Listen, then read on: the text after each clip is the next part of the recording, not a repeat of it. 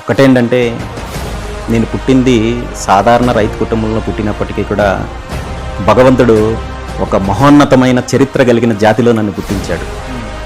పరశురాముడు లాంటి నడయాడిన ప్రాంతంలో నన్ను పుట్టించాడు. అన్యాయాలని అక్రమాలని గండ్రగొడ్డలతో తెగ నరికిన పరశురాముడు నడయాడిన ప్రాంతంలో నన్ను పుట్టించాడు.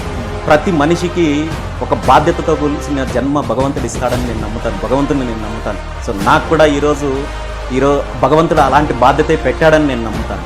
సో ఖచ్చితంగా ఇక్కడ జరుగుతున్న ఏదైతే దోపిడీ వ్యవస్థ ఉందో, రాజకీయ దోపిడీ వ్యవస్థ ఉందో, అరాచక వ్యవస్థ ఉందో దానికి అంతం పలికి ఒక మంచి ఆశయంతో కూడిన అడుగులు ముందుకు వెయ్యాలని, ఆ దిశగా ముందుకు వెళ్ళాలని భగవంతుడు నాకు ఆ బాధ్యత ఇచ్చాడని నమ్ముతాను. కాబట్టి ఇలాంటి ఏ పరిణామాలు జరిగినా వాటన్నింటినీ కూడా యాక్సెప్ట్ చేస్తున్నాను.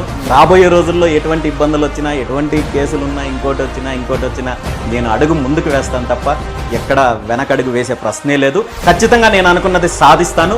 100% ఈ దోపిడీ వర్గాలు, ఈ దోపిడీ పార్టీలని పూర్తి స్థాయిలో ఒక అంతం పలికేంత వరకు మాత్రం నిద్రపో